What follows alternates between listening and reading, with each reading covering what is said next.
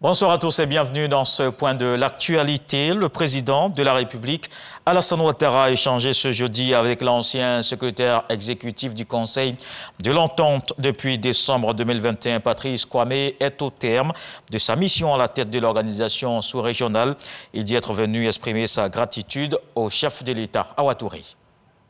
Au terme de sa mission à la tête du secrétariat exécutif du Conseil de l'Entente, la plus ancienne des organisations de la sous-région ouest-africaine, Patrice Kwame, reçu par le président de la République Alassane Ouattara. L'occasion pour lui de faire le point sur les activités de l'institution de coopération sous-régionale qui regroupe 5 pays, la Côte d'Ivoire, le Bénin, le Togo, le Burkina Faso et le Niger.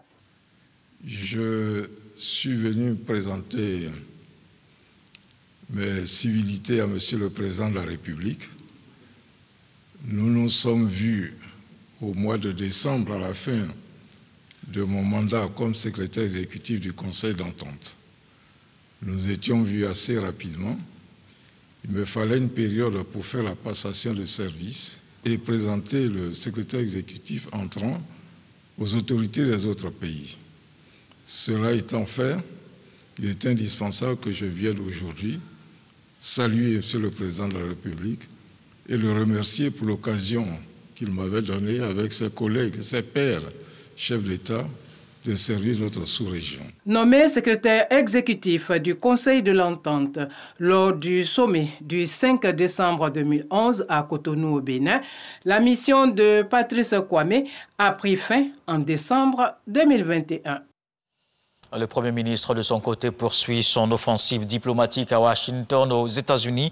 Ce mercredi, il avait un agenda chargé. Plusieurs rencontres de haut niveau, dont celle avec le représentant Gregory Meeks, président de la Commission des Affaires étrangères du Congrès américain. Patrick Hachi a aussi exposé à l'Atlantic Council sur la vision 2030 du gouvernement ivoirien. Et booster la coopération diplomatique et économique entre la Côte d'Ivoire et la Turquie. C'est l'un des défis que veut relever la ministre d'État, ministre des Affaires étrangères, depuis sa nomination à la tête de ce département.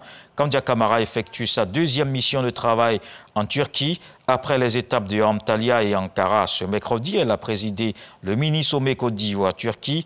L'objectif est de mettre en relation les investisseurs turcs et le secteur privé ivoirien afin d'accroître le volume des échanges commerciaux entre les deux pays. C'est l'une des déclinaisons de la vision des présidents Alassane Ouattara et Recep Tayyip Erdogan. L'axe Yamoussoukro-Ankara se consolide davantage. C'est le dossier inter à suivre dans le 20h. Et on se rend à New York, aux États-Unis. Les travaux de la 66e commission de la condition de la femme ont débuté lundi dernier à l'ONU. C'est ce mercredi que la ministre de la Femme, de la Famille et de l'Enfant a livré le message du gouvernement. Nasseneba Touré s'est prononcé sur le thème de cette rencontre, atteindre l'égalité des sexes et l'autonomisation de toutes les femmes et les filles dans le contexte des politiques et programmes relatifs au changement climatique. Ce rendez-vous des Nations Unies met l'accent sur toutes ces notions qui doivent guider les actions au sein des États. Dans le reste de l'actualité, au Mali, la junte malienne a ordonné dans la nuit de mercredi à jeudi la suspension de la diffusion de France 24 et RFI. Bamako dénonce la diffusion de fausses allégations d'exactions commises par l'armée malienne et rapportées par les deux médias français. France Média Monde déplore cette procédure et proteste contre ces accusations. Le ministère français des Affaires étrangères a aussi déploré la décision des autorités maliennes dénonçant des atteintes graves à la liberté de la presse. L'Union européenne, de son côté, l'a également jugé inacceptable. Et puis on termine en France. Emmanuel Macron a annoncé ce jeudi les mesures qu'il comptait porter en tant que candidat en vue d'un second mandat présidentiel. Un projet d'émancipation, de progrès pour chacun, mais aussi d'adaptation face aux crises et au retour du tragique.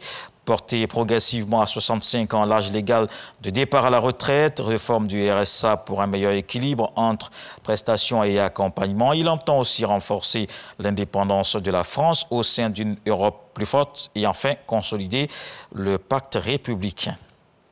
Je vous donne rendez-vous à 20h pour la grande édition. À suivre tout de suite les infos régionales.